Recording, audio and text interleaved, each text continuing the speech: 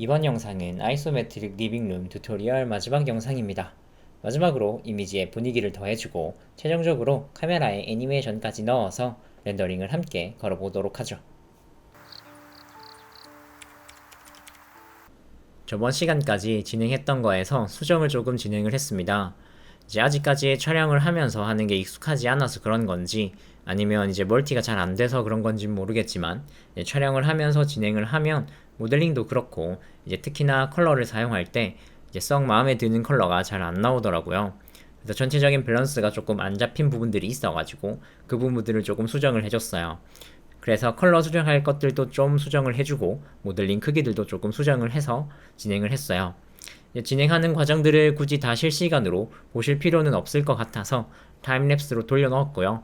타임랩스가 끝이 나면 바로 마지막 강의가 이어집니다.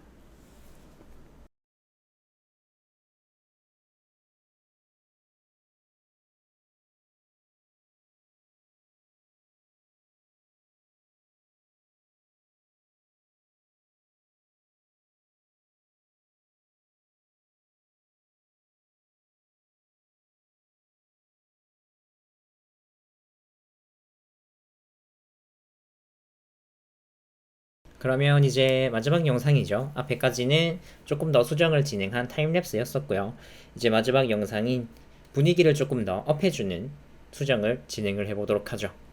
우선 왼쪽에 렌더를 걸어 놓고요. 지금은 이 뷰는 실시간 렌더이기 때문에 저장을 하실 수가 없어요. 대신에 F12 눌러서 나오는 렌더 뷰에는 이미지를 세이브해서 이미지 파일로 만드는 것이 아닌 이 렌더 뷰에 저장이 가능해요.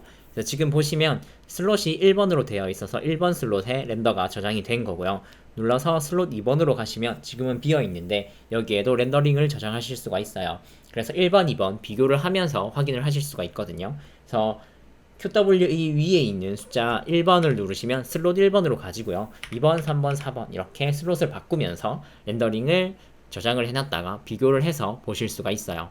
우선은 1번에 지금 이미지를 한번 저장을 해놨고요. 2번에 새로운 이미지를 저장을 하고 비교를 한번 해볼 거예요. 그래서 라이팅을 한번 조금 더 수정을 해주도록 하죠. 라이팅은 분위기를 바꿔주는, 무드를 만들어주는 가장 중요한 요소 중에 하나라고 저는 생각을 해요. 그래서 라이팅에 들어가는 색깔에 따라서 이제 분위기를 훨씬 더 많이 바꿔주실 수가 있거든요. 그래서 지금 리빙룸이라는 공간이다 보니까 조금은 따뜻한 톤으로 들어가셨으면 좋겠어요. 그래서 따뜻한 톤이 들어갈 수 있도록 조금 수정을 해주도록 하죠. 우선 창문에 들어가 있는 에미션 매트리얼을 수정을 해주도록 하죠. 에미션의 컬러를 우선 따뜻한 톤으로 바꿔줄게요. 지금 보시는 노란색에서 붉은색 이 톤 사이가 따뜻하게 만들 수 있는 톤이라고 보시면 돼요. 노란색에서 붉은색, 주황색 이렇게 갈수록 훨씬 더 따뜻한 느낌이 들게 되거든요. 그래서 저는 조금 노란색에서 주황색 사이 정도의 느낌을 넣어주고요. 그리고 지금 보시면 이 컬러가 너무 직관적으로 보이기 때문에 이렇게 들어가는 건 조금 예쁘진 않아요. 그래서 스트렝스를 20으로 조금 올려서 빛이 나오게 보이면서 컬러는 없어지고 그 대신에 이 빛에서 떨어지는 컬러감들은 이 주변에 묻게 돼요. 그래서 지금 F12 눌러서 렌더를 걸어 보시면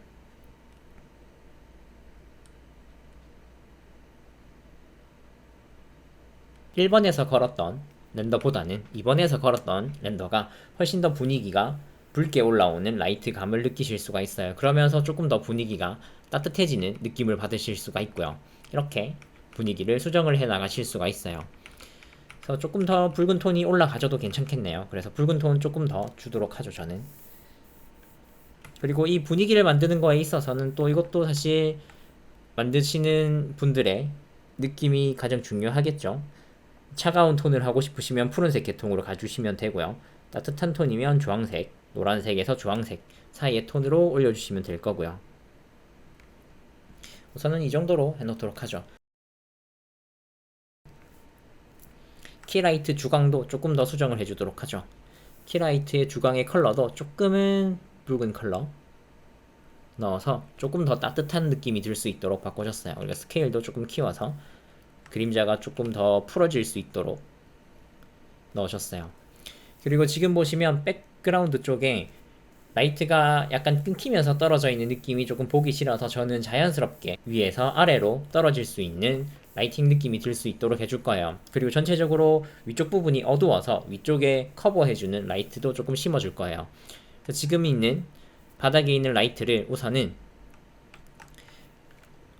키워서 그리고 움직여서 놓아둘게요. 조금 더 키워서 이렇게 여기 상에서는 중앙이 아니지만 이 렌더 뷰 상에서는 여기가 중앙이 올 수 있도록 맞춰주시면 되겠죠. 그래서 올려주고요. 조금 더 바닥 쪽으로 가까이 가고 그리고 파워를 조금 더 올려줄게요. 파워를 1200, 1300 와트로 올려줬어요. 그리고 하나를 복사를 해서요. 위쪽으로 올려주고 옆으로 조금 옮겨서 전체적으로 빛이 들어가서 위쪽 부분이 조금 너무 어두워지는 부분들이 없게 수정을 해줄게요. 그래서 파워는 1000 정도 우선 만들어 주도록 하죠. 이 정도 조금 더 위로 올려서 그러면 렌더를 한번 걸어보도록 하죠. F12 눌러서 렌더를 걸어보고요.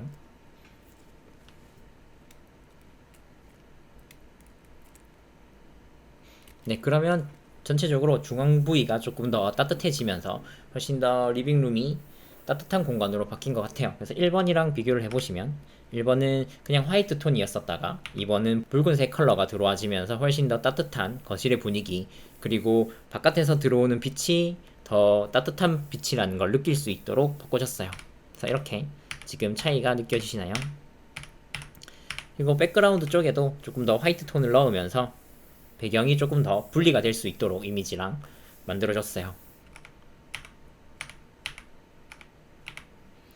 네, 이렇게 완성이 됐고요. 그리고 여기에 저는 조금 더 카메라를 수정을 해서 조금 더 이미지를 키워주고 그리고 카메라에 포커스를 수정을 해서 조금 더 딥한 이미지를 만들어 줄 거예요. 이것도 사실은 개인 취향이기는 하지만 우선 카메라부터 일단 조금 바꿔보도록 하죠. 카메라를 조금 더 줌을 해줄게요. 조금 가까이 걸게 해주고요. 그런 다음에 카메라 옵션에 가셔서 먼저 쇼에서 리미트를 켜주시고요. 이 리미트는 카메라 포커스를 어디에 맞출지 확인할 수 있게 해주는 선이라고 보시면 돼요. 그래서 지금 보시면 여기에 선이 있는데 여기를 엑스레이 모드로 보시면 이렇게 십자가 선이 있어요. 그래서 이 십자가 선 위치가 어디에 되느냐에 따라서 내가 포커스를 어디에 맞추겠다 라고 할 수 있는 부분이거든요. 그래서 포커스를 쓰기 위해서는 뎁스 오브 필드라는 옵션을 켜주시면 돼요. 이 뎁스 오브 필드가 흔히 우리가 생각하시는 아웃포커스라고 생각을 하시면 돼요. 그래서 지금 이 뎁스 오브 필드를 켜는 순간 이미지가 흐려지는 게 확인이 되시죠? 디스턴스를 이렇게 옮겨서 보시면 이제 이미지가 점점 초점이 맞춰지는 걸 확인하실 수가 있어요. 하지만 이거는 지금 너무 다 초점들이 날아갔고요. 만약에 조금 딥한 초점을 쓰고 싶으실 때는 카메라가 어느 부위를 특정하게 바라보게 하시면 돼요. 그럴 때는 포커스 오브젝트를 눌러서 스포이드로 찍어서 만들어 주셔도 돼요. 하지만 지금 이런 씬 같은 경우에는 굳이 뭐 포커스 오브젝트를 맞출 필요는 없이 여기에서 그냥 디스턴스로 설정을 해서 해도 될 것 같아요. 여러분들이 만약에 이렇게 딥한 포커스를 원하시면 이 상태에서 만들어 주셔도 되는데 지금은 너무 포커스가 많이 날아가서 전체적인 이미지가 다 흐려 보이잖아요. 그럴 때는 f-stop을 고쳐주시면 돼요. 기본적으로 2.8이 되어져 있는데 되게 딥한 포커스를 주는 거여서 포커스를 저는 보통 한 아이소메트릭 장르를 할 때는 이렇게 중앙에 이미지가 있고 약간의 주변들만 날려주는 그런 포커스를 줄 때는 한 11에서 15 사이 왔다 갔다 하면서 주기도 해요. 한 전 12 정도 줘도 되겠네요. 렌더를 한 번 더 걸어보도록 하죠.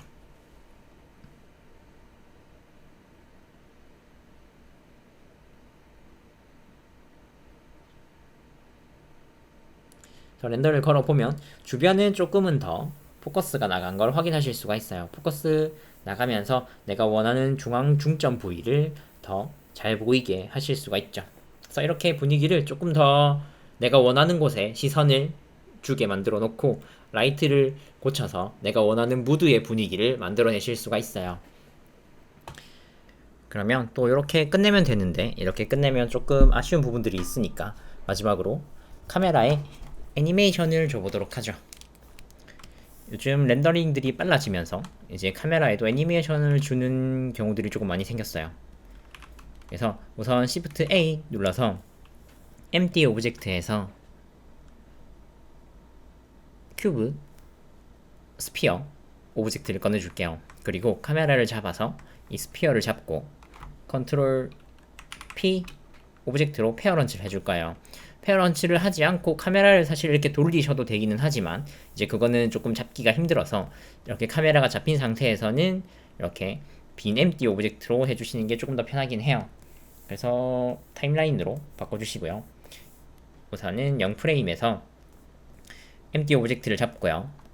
로테이션을 보면서 하도록 하죠. G 로테이션을 이렇게 돌려주시면 되겠죠. 우선 이렇게 마이너스 25도에서 우클릭 인서트 키프레임 만들어 주시고요.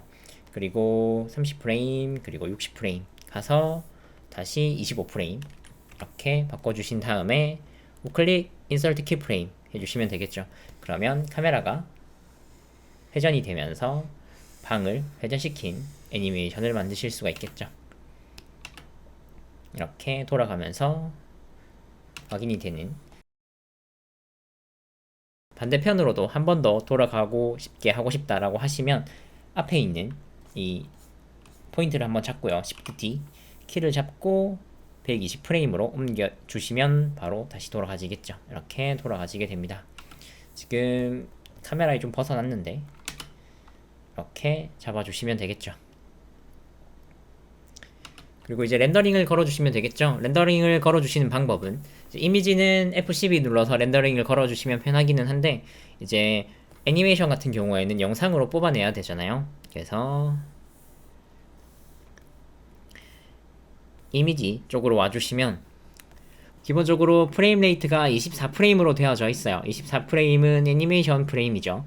그런데 요거는 뭐 취향이기는 하죠. 저는 보통 30프레임을 놓고 사용하기는 해요.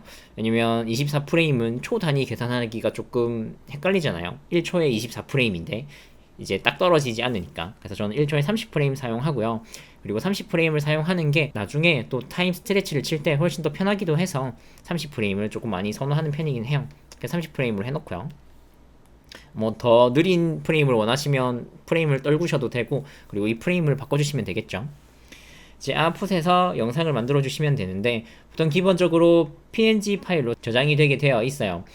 이제 렌더링이 오래 걸리거나 이제 블렌더가 크래시 날 것 같은 경우에는 이제 보통 저도 PNG로 걸고요. 그렇지 않고 그냥 빠르게 렌더링이 걸리고 한 번에 영상으로 만들어질 것 같다라는 씬 같은 경우에는 바로 FFmpeg 비디오, 그래서 밑에서 에디 인코딩 들어가신 다음에 여기에서 mpeg4로 바꿔주시고 아웃풋 퀄리티를 여기 있는 perceptually lossless로 바꿔서 렌더링을 거는 편이에요. 그러면 이제 바로 mp4로 영상이 뽑히거든요. 그래서 뽑아주실 때는 여기에서 렌더링에서 우리는 F12로 렌더를 걸었었는데 이제는 렌더 애니메이션 컨트롤 F12 눌러주시면 영상이 뽑히게 돼요. 그래서 여기에는 아웃풋 설정해 주신 곳에 뽑아지게 되고요. 이제 영상을 뽑아서 만들어서 어딘가에 업로드 해주시면 되겠죠. 이렇게 지금 마지막 강의, 분위기를 조금 더 살려주는 강의까지 끝이 났습니다. 이렇게 지금 총 10강의 아이소메트릭 리빙룸 튜토리얼 시리즈가 끝이 났고요. 정말 상당히 오래 걸렸네요. 거의 러닝타임이 한 3시간 반 정도 나왔는데 상당히 기네요. 자막 치는 것도 너무 오래 걸리기도 했고요. 그래서 이제 다음 영상이 무엇이 될지는 모르겠지만 다음 영상부터는 조금은 더 짧은 영상으로 돌아오도록 하겠습니다. 그동안 시청해주셔서 감사하고요. 끝까지 따라오신 분들은 정말 고생 많으셨습니다. 그러면 다음 영상에서 뵙겠습니다. 이상 그래픽아레나의 4DX였습니다. 감사합니다.